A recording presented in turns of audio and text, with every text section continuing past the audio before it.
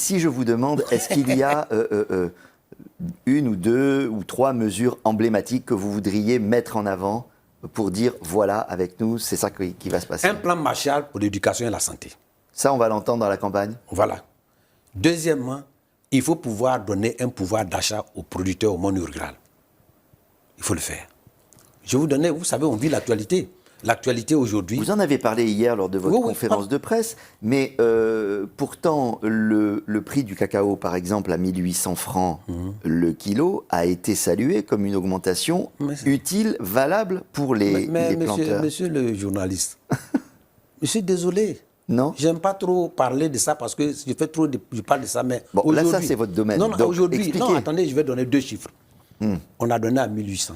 Aujourd'hui, avant de venir, le cacao se vend au marché international à 7000 francs CFA le kilo. On a produit 60%. Pourquoi? C'est un problème de commercialisation.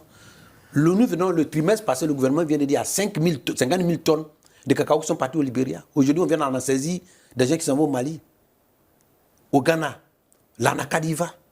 Pourquoi nous, et ça nous fait perdre beaucoup de ressources. Mais quel est l'intérêt de vouloir absolument maintenir bas? C'est qu'il y a une raison aussi. Mais c'est ça, mais il faut leur demander. Non, mais alors comment est-ce qu'on fait? Alors je pose différemment. Non, comment mais est-ce qu'on fait pour augmenter? Moi, je fais un constat. Comment est-ce qu'on fait pour Moi, j'ai proposé augmenter? à l'Assemblée nationale. Vous dites qu'il faut monter à combien alors? Quand j'ai proposé pour le cacao, il faut combien? Attendez, à l'Assemblée nationale, attendez-moi.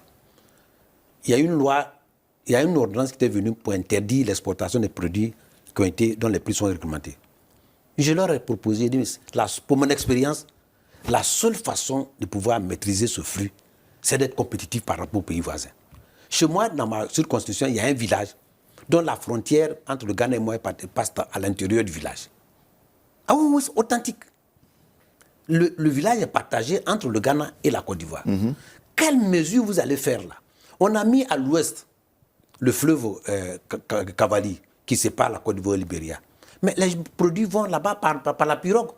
Vous quittez la Côte d'Ivoire, vous voulez dire qu'il y a trop de produits qui sortent de manière illégale. Mais vous avez vu que on court après ça. Oui, mais vous il y a des gens qui viennent d'être arrêtés pour ça. Vous avez combien de pourcentage? Vous avez 1800 francs en Côte d'Ivoire. On va voir si vous ferez mieux pour pouvoir les arrêter. Mais la question, c'est comment est-ce qu'on fait pour augmenter le revenu des agriculteurs? Mais il faut augmenter, il faut donner la part aux paysans le plus important. C'est eux qui sont les producteurs. Nous avions mis ensemble en place un système de redistribution qui faisait qu'on appelle la caisse de stabilisation. Elle a été détruite. L'objet, c'est que le paysan, quand il peut se soigner facilement, quand il peut envoyer son enfant à l'école facilement, c'est comme vous subventionnez sa vie. Mais vous lui dites de faire ça seul, et le seul moyen qu'il a, vous ne voulez pas payer ça bien. L'anacad est payé à 500, 600 francs au Ghana.